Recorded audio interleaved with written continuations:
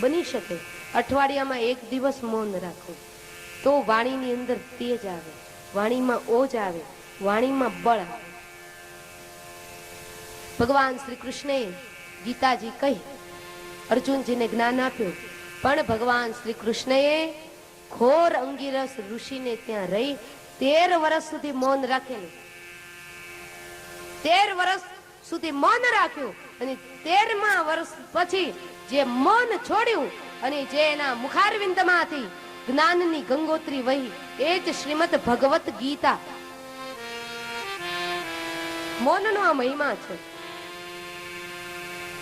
એટલે કથાનું સૌથી મોટું પુણ્ય તો એ કે કથાની અંદર અમારી માતાઓ આટલી શાંતિથી બેસે. નહીતર હું સાંભળતી હોઉં છું, પરિચય થાય એટલે ખ્યાલ પડે કેટલા કેટલા માતાઓ બોલતા હોય, બૂમ બરાડા પાડી પાડી.